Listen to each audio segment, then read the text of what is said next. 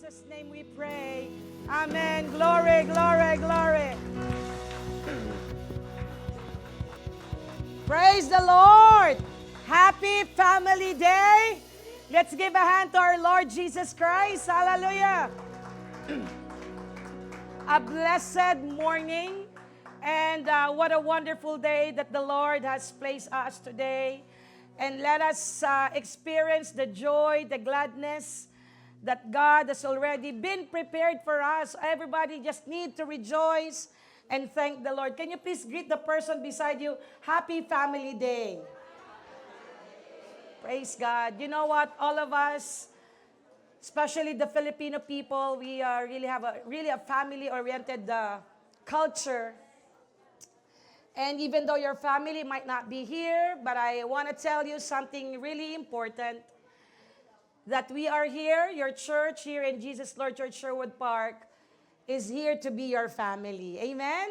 Praise God. And let us now start with this wonderful day. I know that families are wearing same color, team color. And after this service, we have fun and fellowship later on. Time for us to enjoy this family day. Everyone is excited. Who among you here came with expectation? I can't hear you. Who came here with an expectation? Give a hand to the Lord. Come on, give a hand to the Lord. We welcome our brethren from Hinton. Welcome to JL Sherwood Park. Praise God.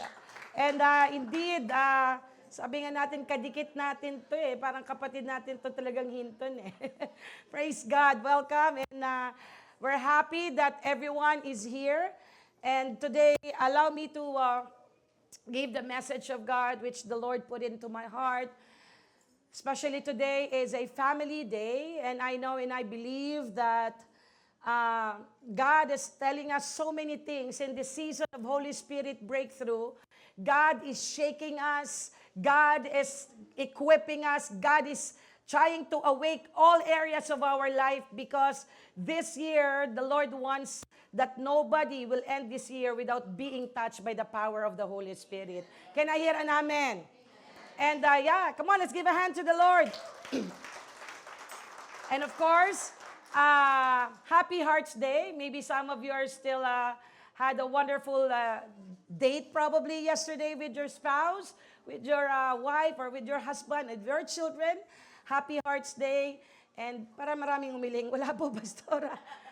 Praise God. So today, the Lord has really doing great things in us. And the message of God today is about Holy Spirit breakthrough, a family that honors God. Amen. Can we read it all together? 1, 2, 3. Holy Spirit breakthrough. A family that honors God. Since this is a family day, I know that when I'm preparing this, I can't help but cry and said, Lord, thank you for allowing us and giving us this special day here in Canada for us to realize how important our family is. And a little bit of disclaimer, I know there's still more older than me. I really salute all our parents that are here who have already their all grown-ups children. I am not an expert. I don't have such a perfect family.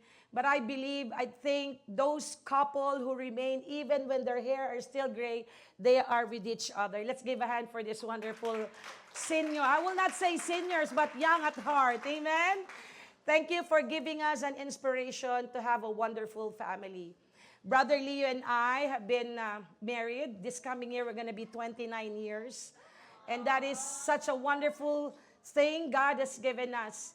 Maybe in the context of a Filipino culture, the only thing, if you're going to ask someone, what is your plan, your dream, your desire? One of the most common answer of the Filipino is just a wonderful and a simple family that's more than enough. Isn't it? It's not a big house, although it's a bonus if it will come. But basically, one thing that you will always hear to the Filipino people, or even not the Filipino people, is that a dreaming of a simple and a happy family. But there is a news. A little bit of bad news that to have a happy family, it's not easy. Can I hear an amen? To have a happy family, it is not just one thing that you can buy in the superstore, Walmart, nag-promote pa ako, to buy that, any ingredients to have a happy family. It is not easy to have a happy family, but yet God is the one who designed the family. So that's why today I'd like to request everyone to please rise and join with me reading our main text for today in the book of Joshua, chapter 24, verse 15. Let us read it with power and with conviction. In Joshua 24:15 in NLT version, but if you refuse to serve the Lord, then choose today whom you will serve. Would you prefer the gods your ancestors served beyond Euphrates? Or will it be Gods of the Amorites in whose land you now live? But as for me and my family, we will serve the Lord. Let's give a hand to the Lord. Hallelujah. Let's just keep standing up. Another supporting verse. Parang matik na talaga. I really intend to do that just to break the routine. Another verse that I want you to read is Deuteronomy chapter 6:5-7. Love the Lord your God with all your heart, soul, and strength. Teach this word to your children.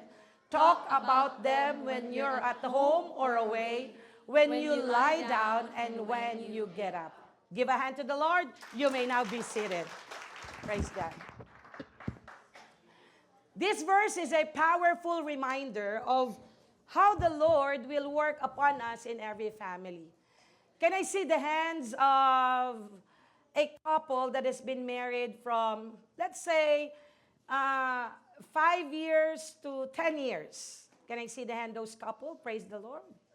What about 11 years to 15 years?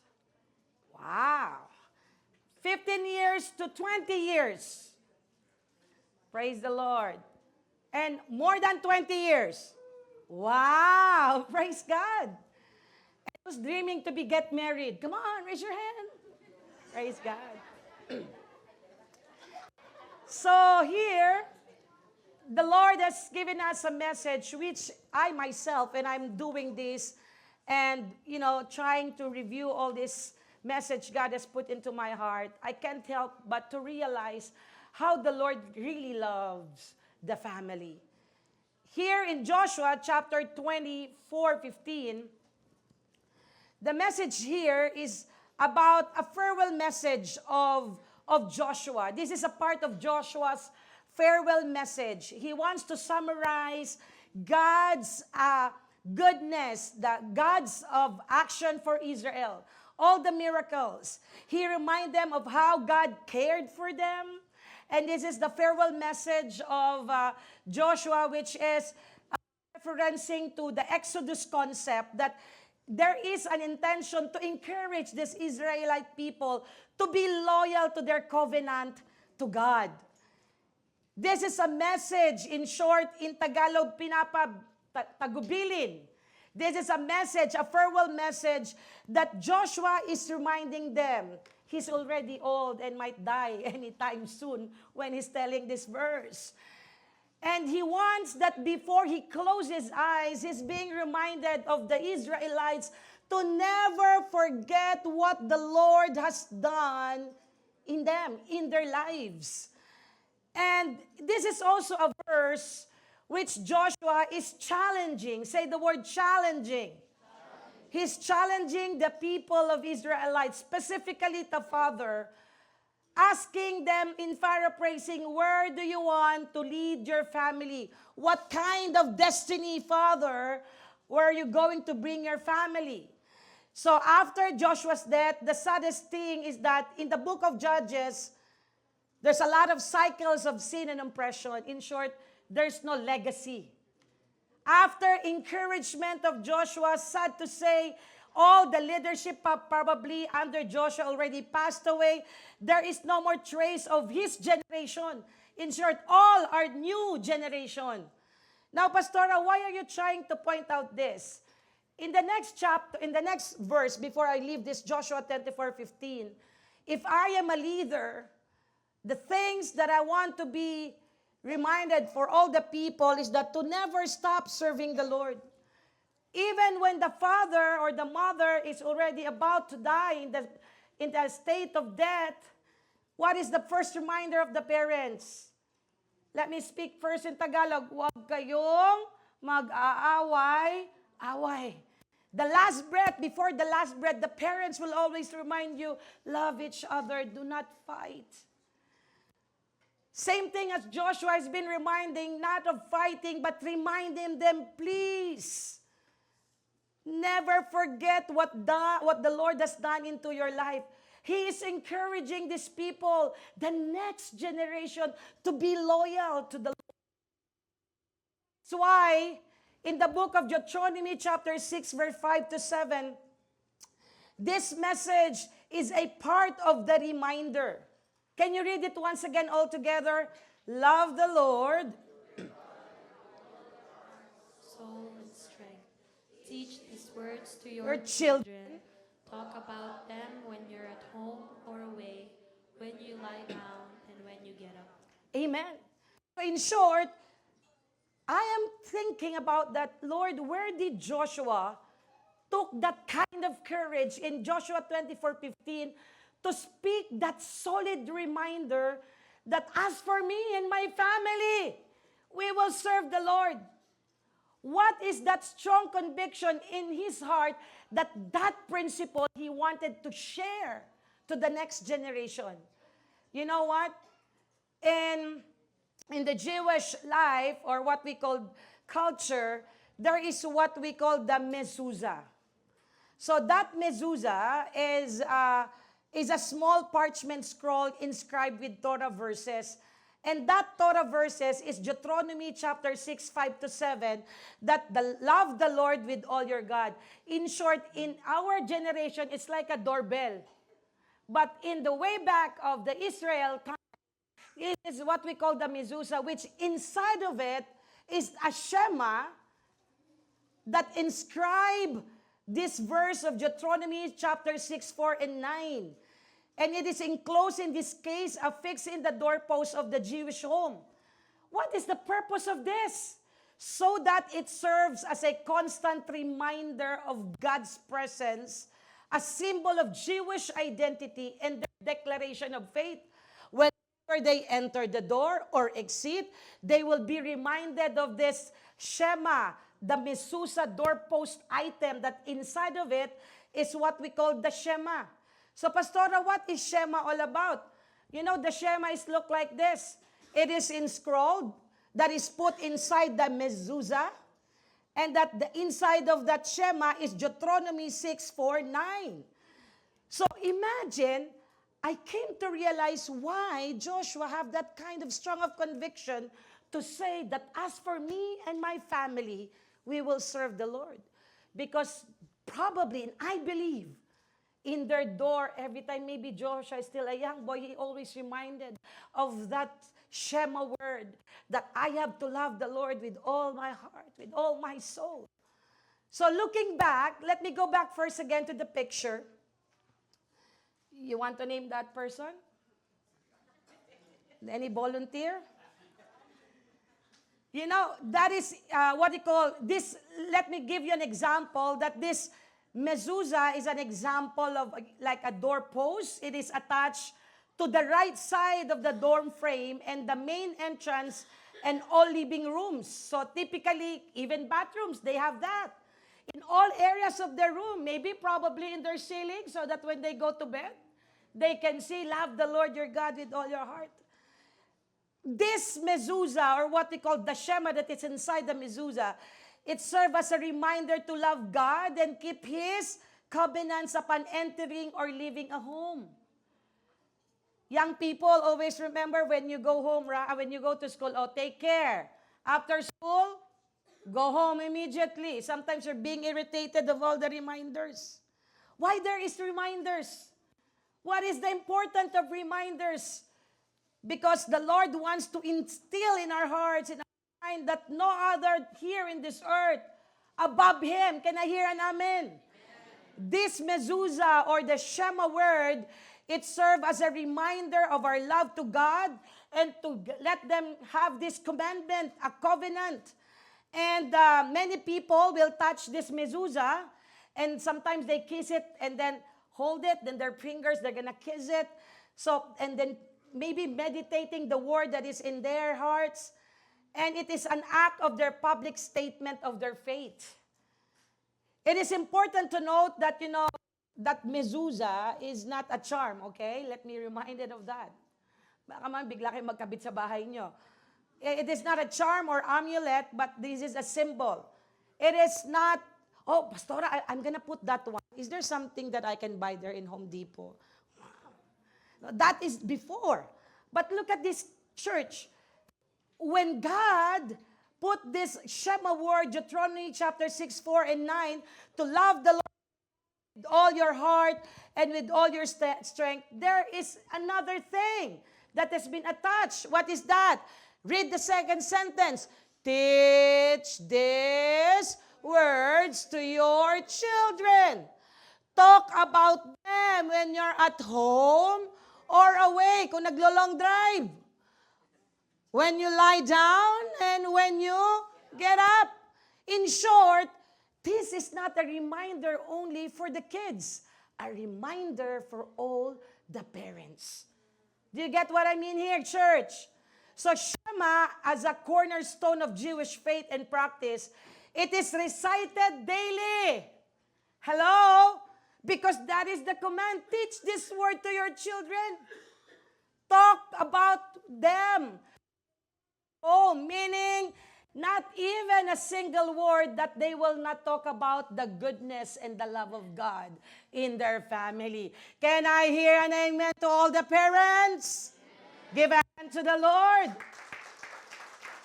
If there is something that children should learn about the importance of what the love of God is, and to talk about the goodness of God is, it is the parents that will teach their children about the love of God.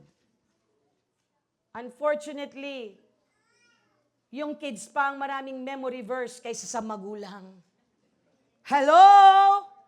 Sad to say, kids have more memory verse in their Sunday school than their parents. Maybe you'll be noticing our children are here because I really canceled the Sunday school because I want all the children to be with their family.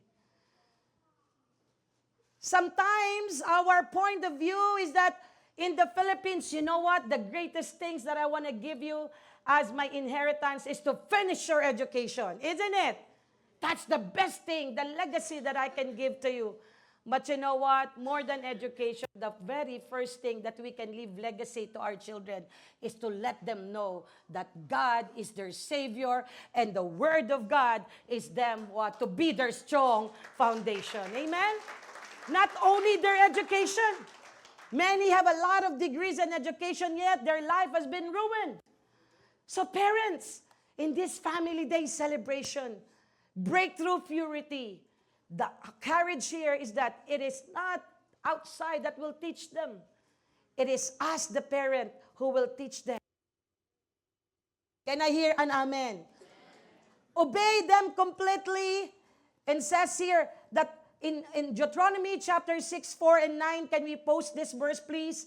It says in there, obey them completely, and you will display wisdom and intelligence among the surrounding nation. When they all these decrees, they will exclaim, how wise and prudent are the people of this great nation.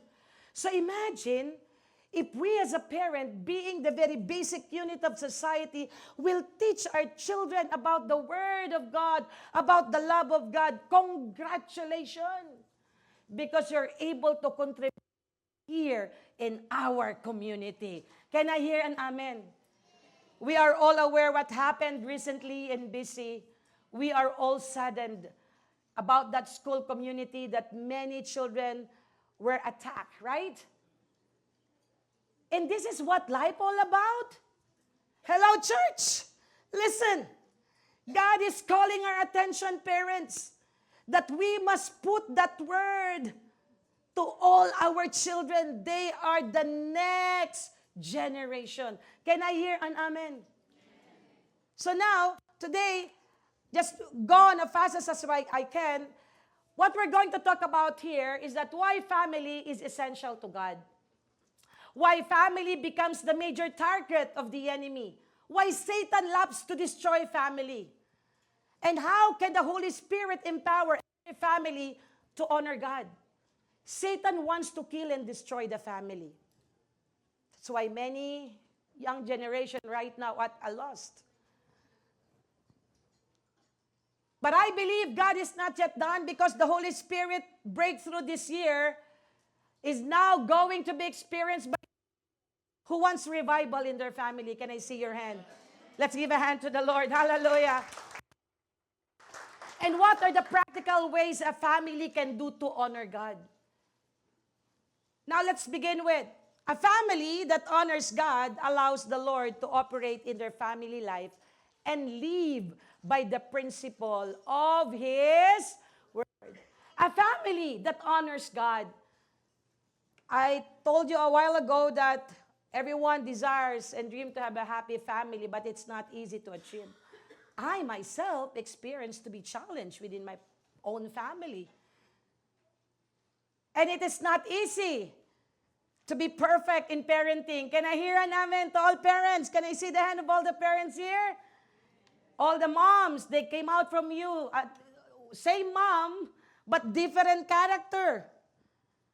So that's why the concept of family is not a thing that has just been picked up outside, but the concept of family is that the Lord Himself is the one who created the family.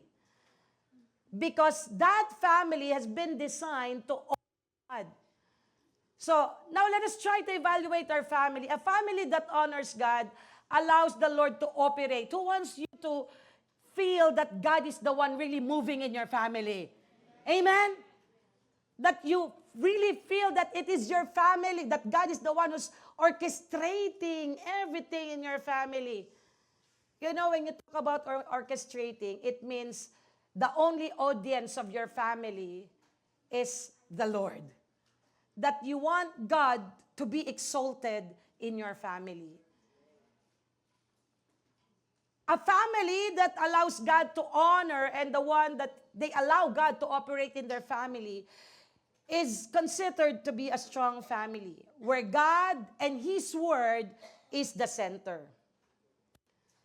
In Tagalog, hindi matibay ang isang pamilya kapag ang salita ng Diyos ay wala sa tahanan. Do you agree with me? A family, let me say it in English, in a family where the Word of God is not present, where the principle of God is not present in their family, it is not considered strong.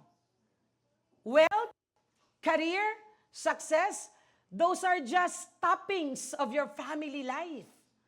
But the real values, the real strength of the family comes from the principle of the Word of God. That's why before you get married, to all singles, what you're praying, Lord, I pray for a God-fearing person in my life. When you were not Christian before, your description to have a partner, Lord, I like Superman type. Or Batman type. Nung tumanda na, kahit ano na lang, Lord. Basta buhay at humihinga.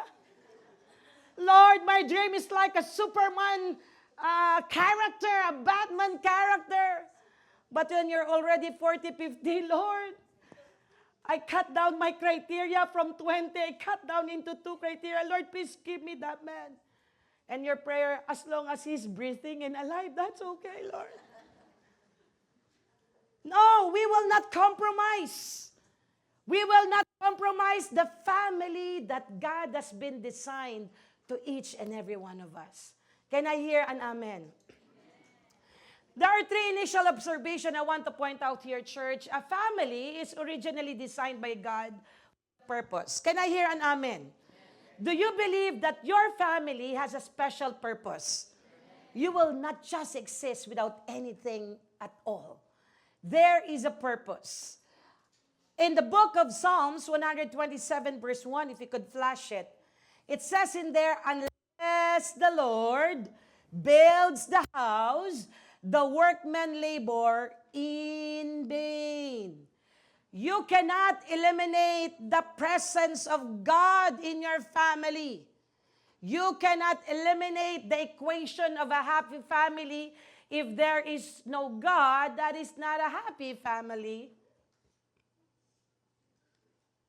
And that's why here, in bringing up a family, we want something that can. Lord, when I get married, I pray that you will give me the right person, the one that will lead our family closer to you. Is that your prayer? Amen. So, a family is originally designed by God with a purpose. And later on, we will discuss about that. Even when you gave birth to your children, you know, you planned it and you dream for it. You express your desire, Lord, one of this day, one of my kids will gonna be doctor, will gonna be nurse, or Father, whatever their dreams want be, Lord, I pray you will prosper them and you will use them for your glory. So I believe that every family has a purpose. Number 2, family is the main target of the enemy to destroy the greater plan of God. Look at me, church. Why Satan loves to destroy the family? So that it will not give honor to God. Because Satan knows how powerful the family is. Can I hear an amen? When God created the heavens and the earth, what is the last thing He created? Man, to rule over. So He knows that man has the capacity to lead. And that man has been designed to honor God, but because sin came in, the great plan was destroyed. Amen? So here, later on, we will see how Satan loves to destroy our family. And if I'm going to call the attention, I want to call the attention of all the fathers here. You came here, you bring your family here because you love your family. You are fighting for the destiny of your family. Then you have to watch out where you're going to lead your family. Next, family needs Holy Spirit breakthrough to bring honor to God. It is so hard sometimes that we will just go to the church as a family when there is occasion. Tell to your seat, ba yung sinasabi ni Paz?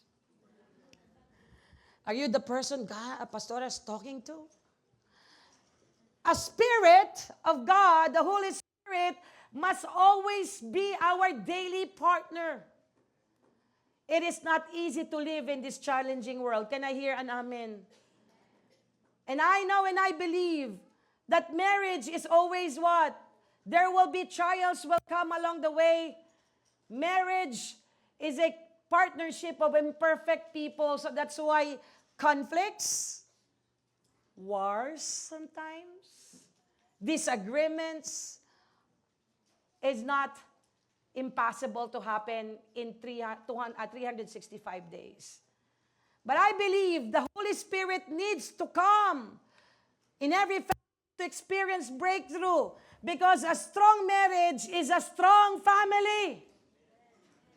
If the marriage is not strong, I'm telling you, tatay, nanay, mother, father, mama, papa, mommy, daddy, if your marriage is not strong, you're hurting your children. That's why we need the Holy Spirit breakthrough. We need healing in our family. Can I hear an amen? Give a hand to the Lord. No strong family if there's no strong marriage. Why? Because if the couple, the marriage is broken, automatically children are also broken. Can I hear the voice of the young people? That's why parents don't fight in front of your children. We are investing hurt in their life. Hello? Maghawak kamay po ang mag-asawang narito. And say, Happy Hearts Day. It's not too late to send flowers. and we will not fight. You know what? When I thought the other week, I think, what is that song when you're really mad to your husband? You will just say, "Let me linger, let me stay." Okay, kinutugan ako. In your presence, Lord, day by day, till your likeness may be seen in me. That's why before you go and face your husband and you're mad, you're not mad anymore because you linger in the presence of God. And you can only do that if you experience the Holy Spirit in your life daily. Amen. Give a hand to the Lord. You know what? We cannot say an assurance that a family will not face challenges in every year. There will be issues. That's why Moses said in Exodus 33:15, "If your presence does not go with us, do not send us from here, Lord." The family needs a Holy Spirit breakthrough. We need the presence of God to be always in our family. Now I realize what Moses says, "Lord, if you will not come with us, then we will not go." We need the Holy Spirit. We need your presence. Because it's your presence that makes a difference as we sing for your glory. Holy Spirit, surround us with your presence. Diba, ang sarap pag yung pamilya umaawit ng ganito? What a wonderful thing. When the family sing this song, "Lord, we need your presence. We need to dwell in us." Fire of revival, not fire of anger. We receive Holy Spirit dwell. Ooh! Palakpakan niya. Let's give a hand to the Lord. The weather is getting better. Maybe some of you are planning to go drive. So when you are driving, you will just sing, "It's your presence, Lord." Kasi asawa mo, subo sa'yo ng subo ng... While you're driving, your wife is feeding you, "It's your presence." While doing a long drive, you are worshiping and honoring God. That is a picture of a wonderful family. But wait! There's more. Satan will not allow it to be that easy. And that is why church today, father, mother, children, listen. There is something that we need to learn so that the father, the mother, and children will learn to value their family. Let's go to the next slide, please. Why family is essential to God? Because one, God designed the family for humans to recognize that He is the author of the family. Unfortunately, church, why these things happening in our world? Because we changed the pyramid. We changed the diagram of God. Because we have all these things, we are capable of all these things, we lead the family based on our strength. We forgot that the author of family is God Himself. In Ephesians chapter 3, 14 to 15, families are named after God, reflecting His characters. I believe, church, that family can be vulnerable to external pressures. Can I hear an amen? Not 100% assurance if you're a born-again Christian and you are attending in this church, no absences, that you will not be attacked by the enemy. That's why we have to be reminded that all of us might be vulnerable to the attacks and the works of this society. In this context, we must find, as a church, as a family, we come to the church, you know why?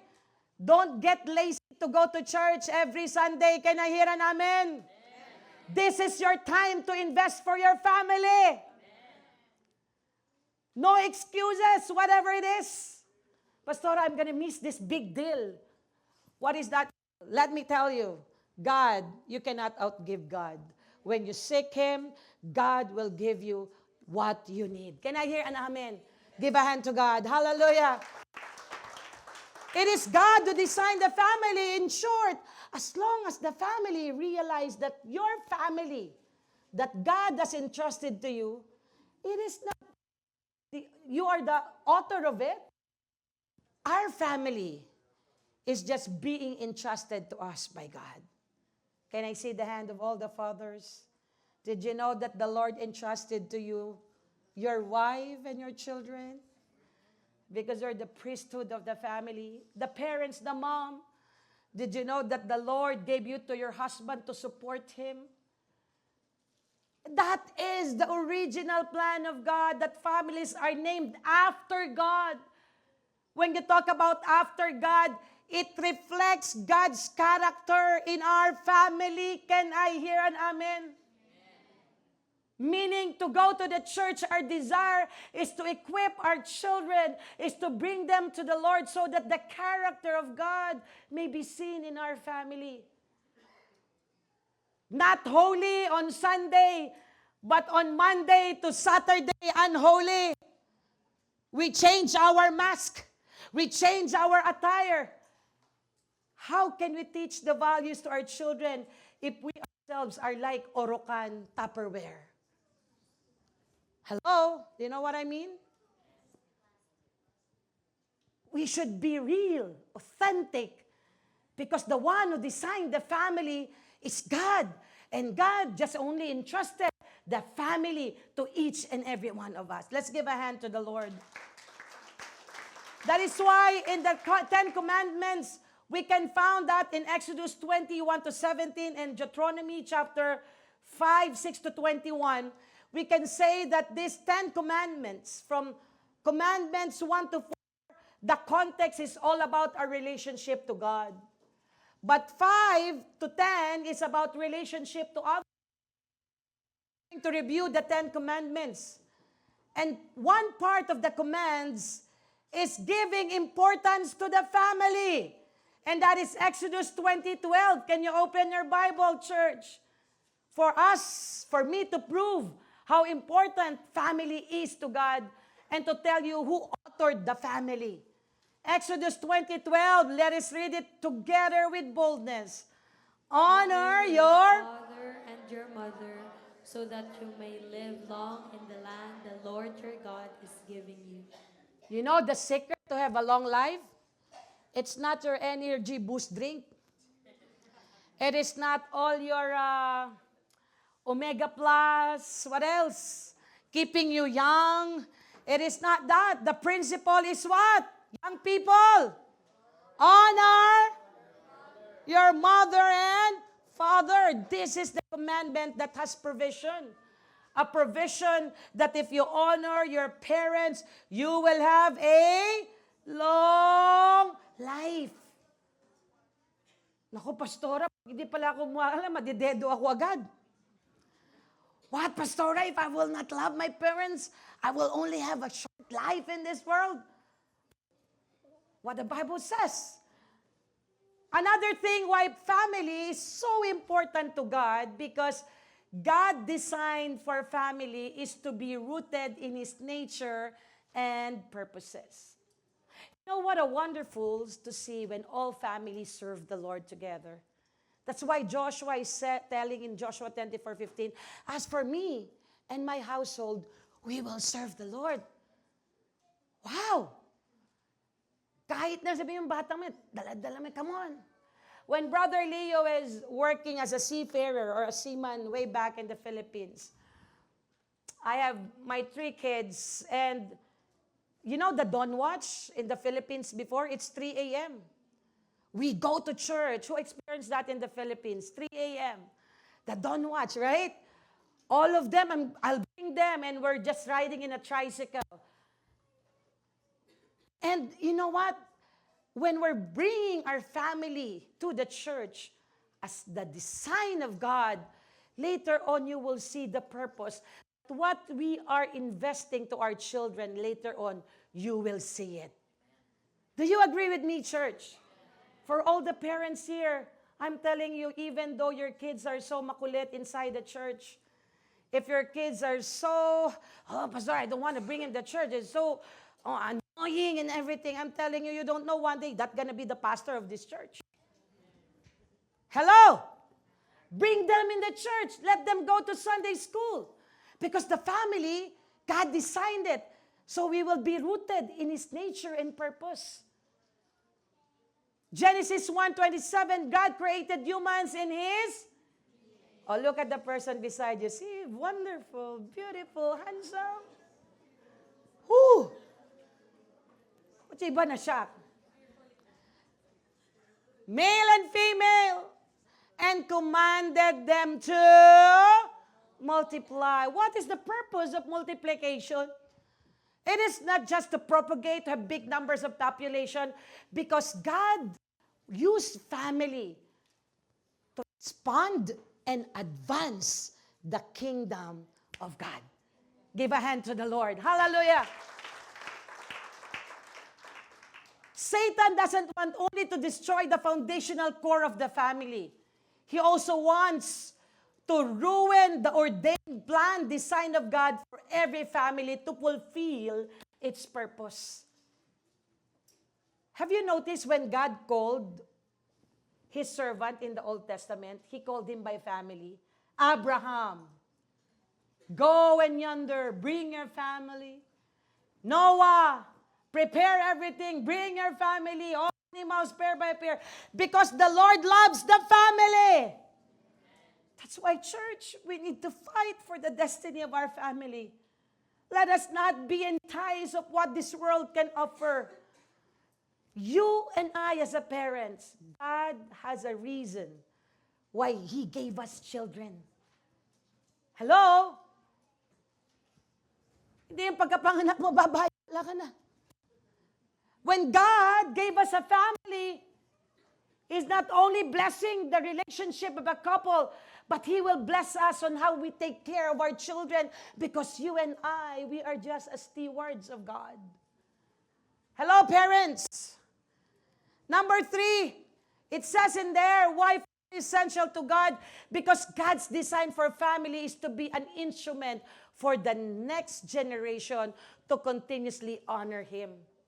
Our government cannot advance the church for its expansion of the gospel. It is the family. That's why Satan is so mad in every family. Sometimes parents have no same perspective of bringing their church in their family in the church. I don't want to go to church.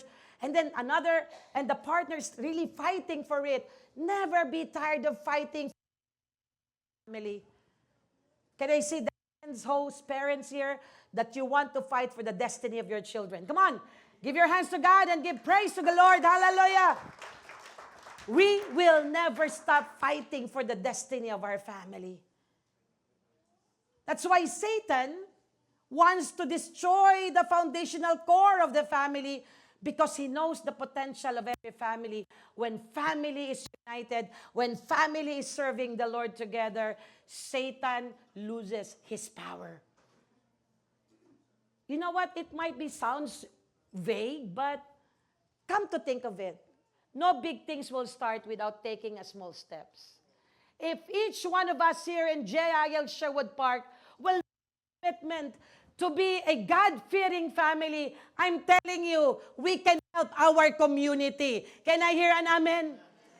In small ways. You will not be scared when you send your children in the school, because you know they have a solid values, a godly character values. Have you realized when we are in the Philippines and you're sending your kids in kinder, grade 1, parang mas takot yung magulang, yung anak, hindi. See, you go, you buy all the sets of notebooks and everything, and you are just watching them. At first, they're crying, but later on, you're gonna be okay. That's okay. Stay there with your friends, and then you're oh. Then later on, when you return picking them up, you will see they're happy. Why? Because you started a very solid foundation about their values. Hello?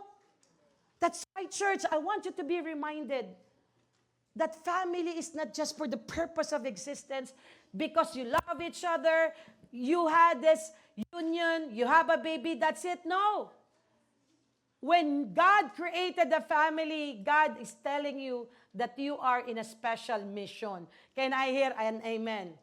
Not consummation. Having a family, God is sending you a special mission, not a consummation, not a headache.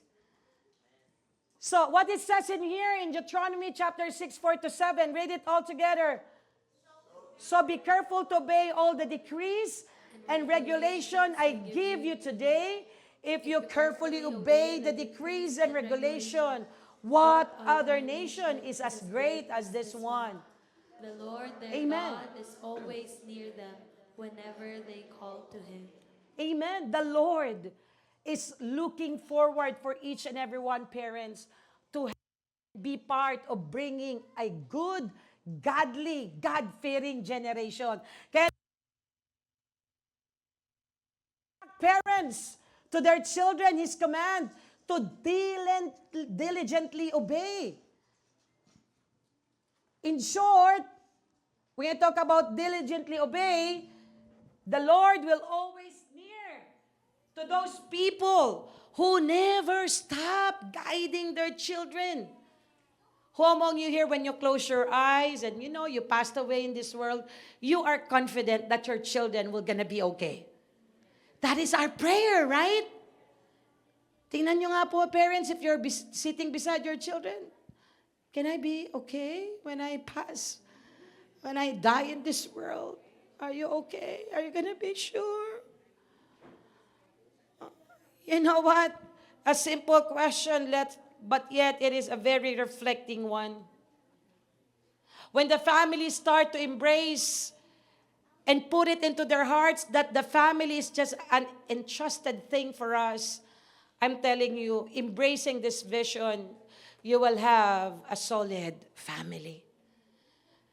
What are the basic manifestation of a family that honors God? Let's check. Love. Do we have love in the family?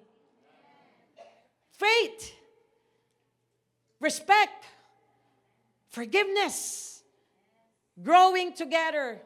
There's a lot, but I just took 5 of some of the ideal manifestation of a happy family. But you know what, church? Here, when all these things are present, we can say that you really value and honor the one who is the maker of your family. You know what, Pastora? It's not easy. Our family is in the testing season. It's normal. The challenges will come. But God promised that He will never leave us and He will never forsake us. And what is a picture of not a healthy family? Full of hatred, doubt. You don't support the dream of your family. Contempt. Full of grudges, bitterness, selfishness. Wala ka nang ginawang tama. What kind of family is this? This is not the dream of the Lord. That's why God is telling us that when the family is not united, we can achieve anything. Let us read Matthew chapter 12:25. Every kingdom divided against itself will be ruined. And every city or household divided against itself will not stand. So that's why it's really hurting when parents are already gone. There are disunity in the family. It's really hard. But never give up praying for our other siblings. Amen? Another verse, Psalms 127 verse 1. Unless the Lord builds the house, the work is all for nothing. Those who build it labor in vain. So unless we put the Lord and recognize the Lord as the very origin of the family, and He is the one who created it with a purpose, that's the only thing you will experience prosperity, not temporary. Amen? Now, look at this. Why family is essential to God. Number 4, God's design for family is to treasure their children and enjoy the gift of parenting. Who loves parenting? Who? Who? Ako lang? May isa pa doon. Again, let me have this question. Who loves parenting? Hindi na pwedeng anak kayo ng anak kung hindi gusto ng parenting. Let me have another question. Who loves parenting? Amen. Give a hand to the Lord. Sometimes we're just, I want another kid. I want another kid. You forgot that after giving birth, there is parenting. Hi. In Psalms 127, 3-5, children are a heritage from the Lord. Wow.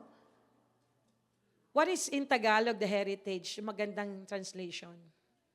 What is heritage? Yaman, treasure, probably as synonyms of it. Eh kung yaman pala yan ng Diyos, you are just a steward, mommy and daddy. Take care of them. Hello? Can I hear an amen? The life before and after is totally different. Life before is simply, very simple. Today, very complicated. Before, when you call your children, only whistle, they will, dito na. Right now, Mary, Peter, wait, Mom, wait.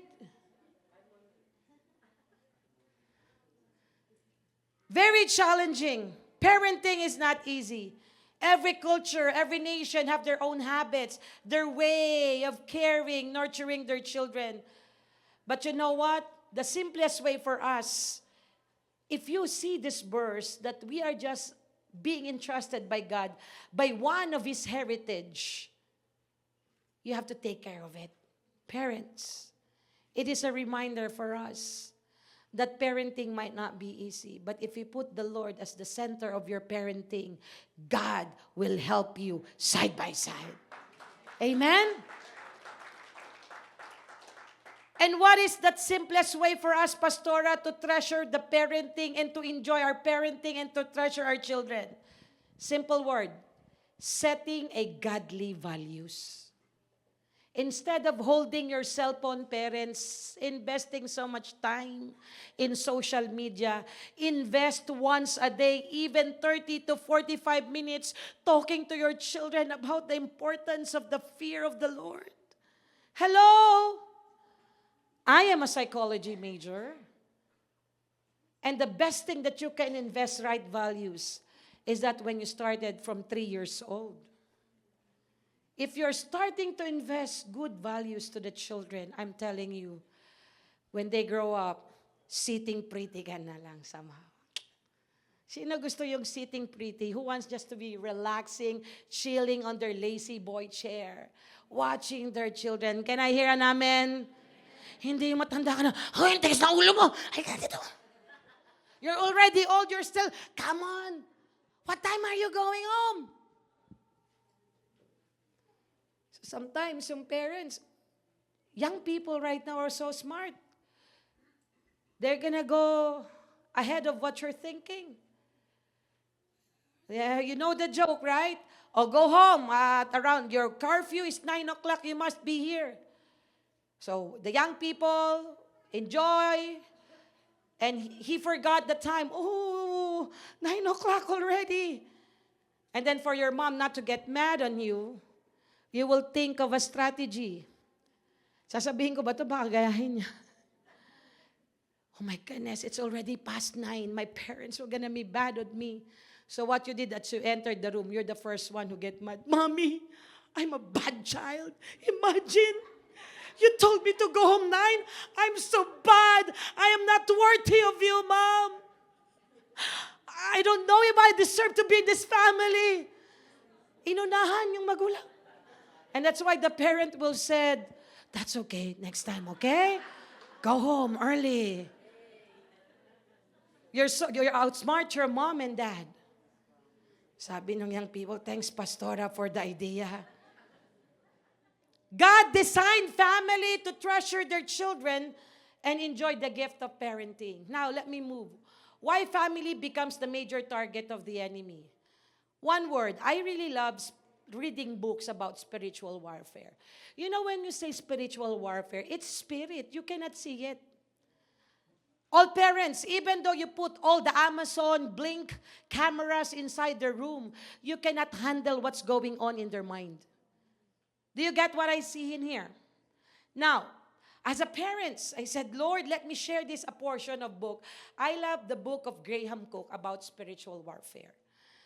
Graham Cook says that spiritual attacks as anything that makes you feel unworthy, inadequate, hopelessness, powerless, or useless.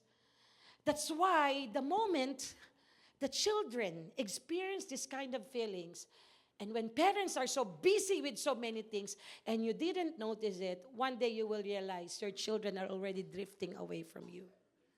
There is a spiritual attack. Satan cannot do it literally to kill.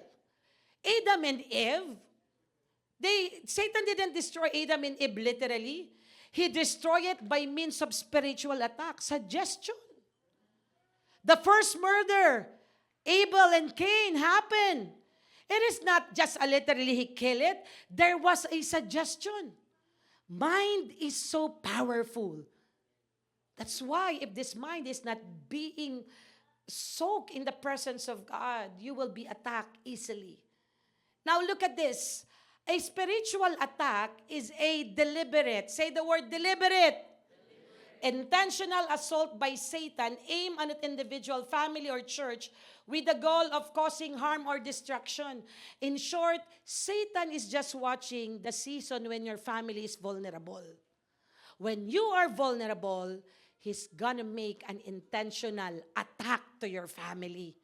Now, if the church, the family, is not ready, you are not ready, you are not always praying together, you're not going to church, you are not soaking your family with the promises of God, the easiest thing of Satan is to have war in the family.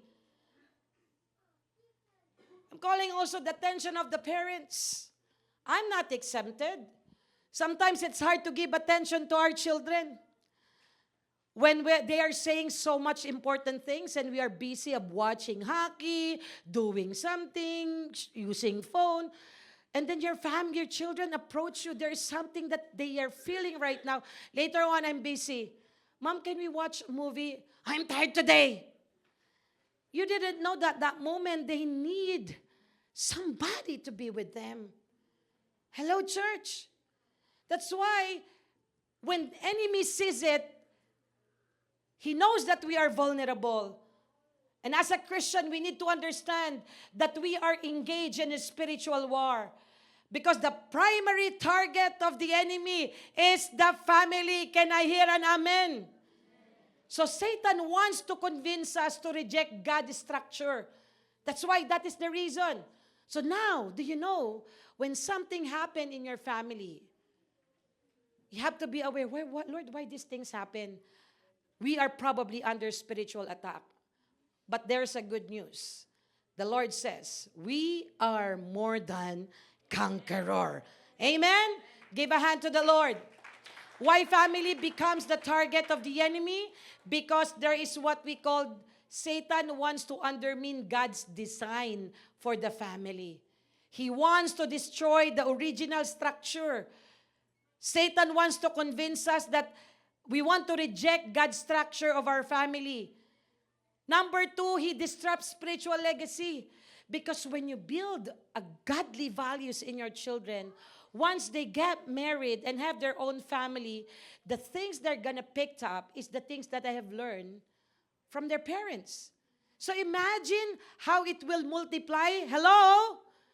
How the parents will be an instrument of God to multiply, building, raising up a godly character children. Kaya si Satan galit eh.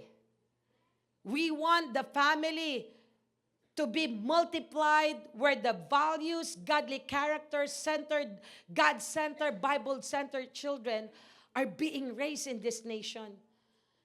Can I hear the voice of the young people and the YN here? Come on, give a hand to the Lord. You are the legacy. Now, Why Satan loves to destroy the church? 3, it weakens church and community. You know what's the important thing here? When the family decided not to go to church,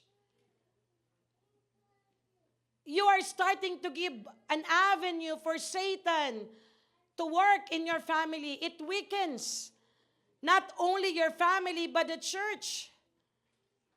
Number 4, it distorts children's understanding of God's character. Can I hear an amen? I'm preparing an illustration, church, so that you will understand why this month, Breakthrough Purity, is so important to honor God. If there is someone who will lead this nation to have a young people that is pure and that honors God, it should start in the family. Can I hear an amen, parents? Same thing as the children. Young people, don't get mad if your parents keeps on reminding you, telling you these things, because we don't want to distort your understanding about how God have a purpose in your life.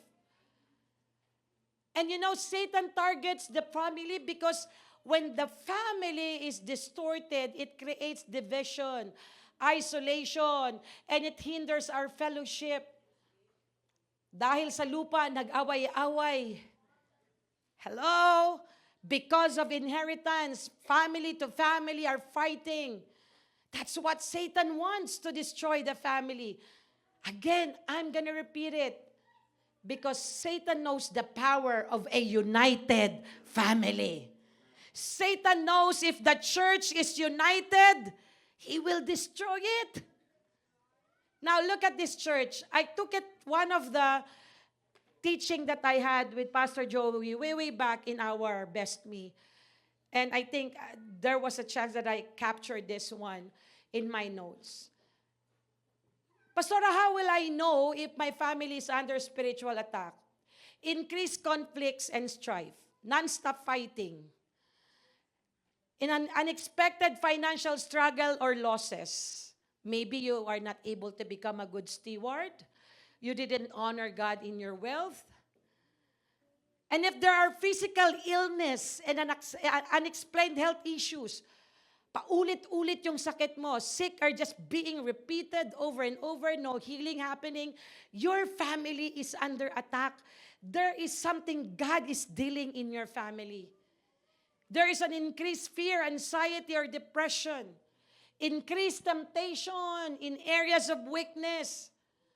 That's why, parents, if your kids are always in your room, there is something going on. Ask them to go out, have conversation in the living room. Can I hear an amen? Huwag yung tuwang-tuwa kayo. Nasaan anak mo? Nasa room. You don't know what's going on inside the room. You know what? Yesterday, my husband and I were just at home after having our lunch because I'm preparing for the message. The Holy Spirit impressed into my heart, come on, mahal, let's go and get the oil. We anoint all the portion of our house. We anoint the room of our children. Why? Because if there's something I want to celebrate the Heart's Day, it's just to give our heart for our children's future. Parents, never stop praying in the room of your children. Hello? Come and pray for the room of your children. Speak blessing. Another sign, I'm gonna almost done in here, no yielding to godly counsel. You know what that? Even though somebody is correcting you, you are stubborn, you have already your principle, you refuse to accept godly counsel, you are under attack. Your family is under attack. Sudden changes in the behavior or attitude, before you can see them in the church, now you see them no more. There is something. Now, I'm going to end with a basic idea in here that the hindrance of the enemy comes into different and various ways. One of which that you can see that Satan is implanting to the family so that we cannot walk in a way that gives honor to the Lord. One, disobedience. Father can disobey. Mother can disobey. Children can disobey. Tatluhin natin na madaming disobedience. fighting, defilement, coveting things that is not yours. Kasalanan mo, nilamay mo pa buong pamilya mo. Your hidden sin affects your family. Pero nasa church ka. Discords and conflicts, fighting, narcissistic, believing you're the best. Self-pride, you're being corrected. Giving godly counsel, you refuse. Because you said, taking my time. I know where I'm going to go back to church. I know I can handle myself. I know myself. Wrong choices, Brother Ron taught us last Sunday. Your choices reveals your destiny. Sometimes you just grab all the opportunity without looking the consequences. Wrong choices. Now the family that is happy before a clear vessel now full of hindrances. And how this family can walk closer to God. If there's a lot of sins, pride, wrong choices. You know what? I love this month, February, Breakthrough Purity that honors God. Then sasabihin ng father, ng mother, Pastora, we will not go to the church because we're carrying so much load. We will just go back to church once all this load has taken out. We need the Holy Spirit breakthrough. Can I hear an amen? Holy Spirit breakthrough can empower the family. You don't need to leave the church. You need to prioritize God. Let the Holy Spirit come upon your family. This water speaks of Holy Spirit breakthrough. Pastora, still, I'm going to church, but the sin is there. I'm telling you, start to teach your children. Husband and wife, talk. Desire to model a godly character. Those sins, the Holy Spirit. Even though you're hurting, you're pain, you're starting to still go closer to God. Pastora, I'm tired of going to church. I'm tired of bringing my family. No. Go. Never stop. As the Holy Spirit moves in your family, what happened? Sins, disobedience, guilt, hidden sin are starting to go out of your life. Do you see that illustration? Is there still more, Pastora? Though we lack water. But I know as you go to the church, the Holy Spirit will pour out more. So the reason, the decision not to bring your church in the family because you're carrying is still a lot of sin. That is not your job. That is the job of the Holy Spirit. Holy Spirit breakthrough purifies the family. Okay na, iinumin ko na lang. Come on, let's give a hand to the Lord. So the reason I am the father of the family, Pastora, I will just go to the church when everything is okay. I'm telling you, as long as you are fighting for the destiny of your children, even though your spouse is not here, just keep going. It's like finding Nemo. Keep going, keep going, keep going until you reach the breakthrough God has promised into your family. Can I hear an amen? How the Holy Spirit empower every family, strengthen family bonds, unity. Church, I want you to what? Keep this time that when you go to church, this part will be your strength. How can I do that, Pastora? One, guiding them to prioritize God's command. Instead of spending so much time at night in all your cell phone, have at least 30 minutes, 40 minutes, read our daily family altar. I'm sending it to your life group leaders. Pastora, I don't have life group. Please attend life group. We have life group leaders here. You can approach the leader to join your life group. godly character, strengthening family bonds and unity, empowering prayer and intercessions. A family that prays together stays forever. Amen? It needs a prayer. Always surround yourself, cover your family with prayer. Personally, even though my kids are already grown up, every time they go to school, we pray. I told them, before you start to own your keys in your car, speak guidance and protection. Pray. I don't know, maybe somebody's of you are hurting children. You can feel the care and the love of your mom and dad. Or maybe some of you are hurting, mom are hurting, dad are hurting. You know how the Holy Spirit can move in us, like what I've illustrated a while ago. When the Lord exposes sins, impurities in our family, we need to respond immediately towards repentance. 1 John 1:9, if we confess our sin, He is faithful and just to forgive us and cleanse us from all our unrighteousness. Pastora, you know, I've been a product of a distorted family.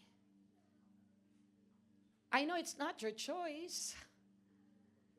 You might experience this, but to be in God right now, to be His Lord and Savior of your life, God is more than enough that He is your Father and He is your comforter. What are the practical ways to empower the family? 1, choose to walk as a family in purity and righteousness as a lifestyle. If somebody committed a mistake, correct your family. Don't stay in sin. Work together. Spend quality time and conversation together as a family that will create memories. Memories is not going to always in a beautiful places. Memory doesn't speak of luxurious vacation. Memories is spending time to listen to each other. Let's give a hand to the Lord. Your family is your covenant to God to honor Him. Quick to listen, slow to anger. Even though parents were busy, I know I'm not perfect in that sometimes, but we need to listen to them. Why we need to listen? Because communication is important in the family. I remember one story of Pastor Joey. The child is asking for his pants to be repaired. So the child hang that pants, asking to cut at least 3 inches. And then the sister came, oh, my mom forgot to repair my brother's pants. So he cut. And then he still hung it on the hook. And then the father passed by, he saw oh my God, I forgot, my son said he needs to repair these pants. So he cut another thing. And then the grandma came, oh, the pants of my grandson. He's requesting to cut it. He cut again. And the long pants become shorts. Sometimes in the family, we're busy of so many things. We are a victim of this. We forgot that this generation needs a listening ears. We cannot hide our business in work and even in the ministry for us to say that we are pure.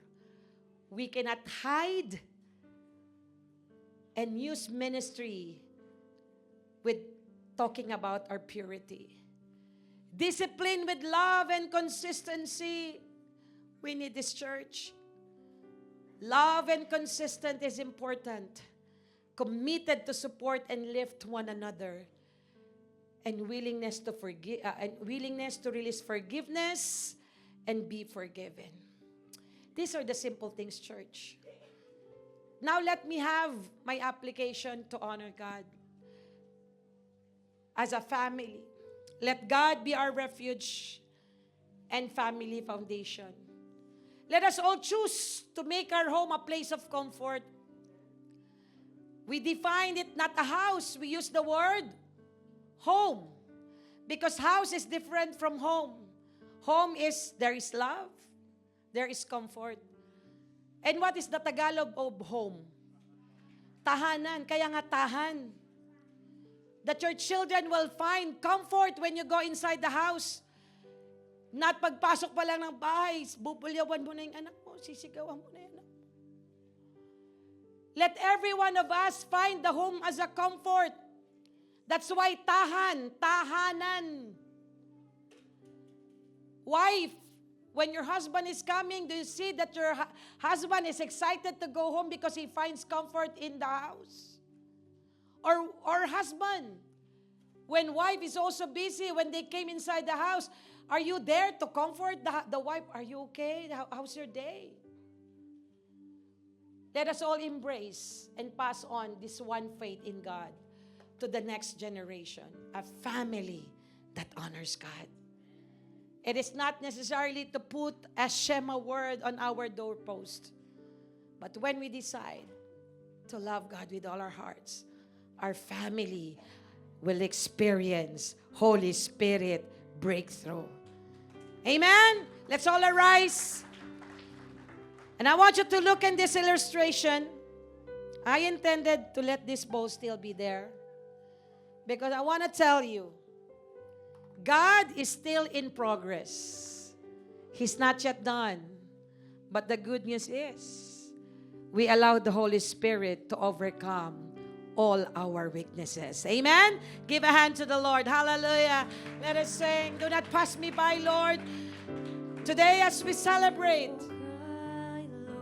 hear my humble cry, Lord. We are celebrating Family Day today. Our prayer, we will not allow that our family will not be touched by God. Sing it one more time. Hear my humble cry, Lord. Hear my humble cry. Do not pass me by. Do not pass me by. Do not pass me by.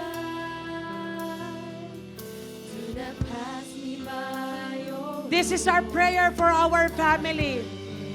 More of God's power more of your power and more of His presence. more of your presence, More of your more love. of your love and grace, more of you, Lord, I pray. More of your power, Lord, more of your presence, More of your love. more of your love and grace. More Before I request the one team to continue this song, I want you to just hold your hands with your family members. When your family is here, I want you to just be beside your family.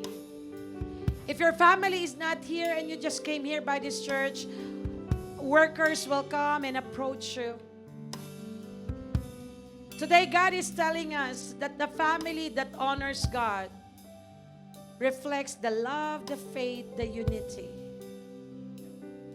You and I needs to fight for the destiny of our family.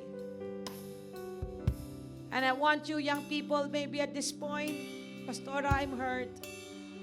I'm so tired of what kind of family I have right now. Nobody understands me.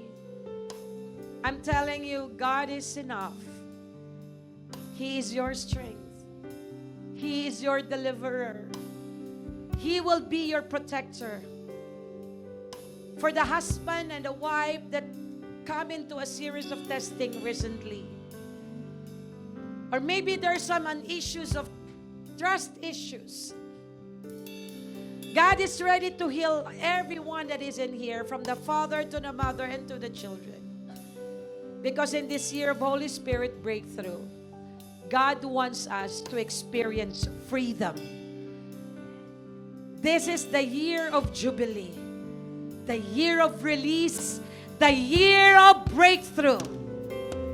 I want you to utter prayers personally first as a father, or if you are the head of the family, I want you to speak first blessing to your family.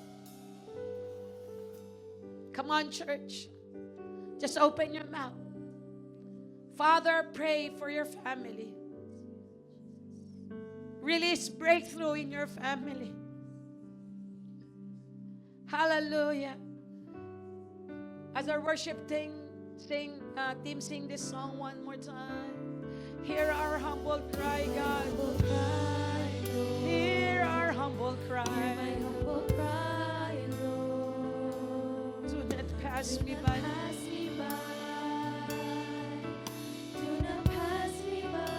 Do not pass me by, Lord. Do not pass me by, oh Lord. I pray. More of your power, Lord. More of your power, Lord. More of your presence. Hallelujah. More of your love and More of you, Lord. more of you, Lord. I pray. More of your power, Lord. More of your presence. More of your love. More of your love and grace. More of Singing it all together. Hallelujah. Before I pray. more of your power. To all family, desire that More of God your presence. will continue to move in your life and in your family. Love and grace. We need to fight for the destiny of our family. More of your power, Lord. More of your Hallelujah. presence. More of your love. More of your love and For the last time po, sing it with all your heart. Declare it to your family. more of your power, Lord. More of your presence. More of your love and grace. Love and grace. More of you, Lord. I pray. More of your power, Hallelujah. Lord. More of your presence. More of your love. More of your love and grace. More of Abang magkakahawak po ang kamay ng mag-asawa as the couple holds their hand together and touch the shoulder of their children. Father, this morning, maybe some are hurting, some are still in pain. Especially to the young people, Lord. Maybe they're looking for a true comfort and they can feel it in their own family. Father, today as a church, we come before you. We speak healing in the heart of every young generation. Heal their heart. Let them feel, Lord, your grace and your mercy. I pray for all the fathers that are here today. As we celebrate this family day and declaring a family that honors God. Lord, I pray for that family to be like Joshua, that they will fight for the destiny of their family. Not only of a material needs in this world, but also for the destiny of their soul. Joshua said, as for me and my household, we will serve the Lord. Father, this morning, inculcate this principle of Joshua in every heart of the father that is in here. Let them fight for the destiny and future of their children. I pray for all the mothers to support the vision of the fathers. I pray that all the mothers will give an extra tender, loving care for their children. Being the one who experienced the birth pains and everything, give us the wisdom and strategy to take care of our children so we can lead them, Lord, into a godly character. If there are mistakes, sins, unfaithfulness, sins of the past in every family that causing so much hurts and pain every day, today, God, release your healing touch. Release the spirit of love, the spirit of forgiveness, the spirit of faithfulness, the spirit of trust. the spirit of freedom, the joy, the love. Above all, Lord, release holiness in every family. Let the couple be faithful to each other. And let the children submit and obey in their parents. This is the family that honors God. Lord, we thank you. And God, whoever are still young people who are in pain and having a lot of these mental struggles, comfort them, Lord. Heal them. Speak to them, Lord, that this world is not the answer to fulfill that emptiness in their life. It is through you, to the power of your Spirit. I declare, God, that Jesus is Lord, every family that is in here. Let us have this prophetic gesture as we hold together. Let us declare 3 times again that Jesus is Lord over, and then say your family name. Let us declare that the enemy has no power to rule, to touch our children, to bring sickness and diseases in our family. And every time we commit sin, and we are in the season of sin and hidden sin, now today is the day of your freedom. God is ready to release you. Hallelujah. Lord, right now, free this family from the lust of the flesh, lust of the eye, the pride of life.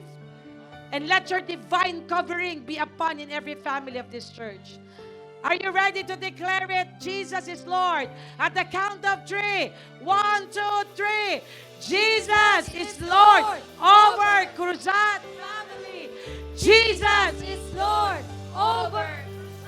Last time, louder. Jesus is Lord over family. in Jesus' name. Amen. Amen. Let's give all the glory to the living God. Hallelujah. Hallelujah. We give you praise. We give you glory.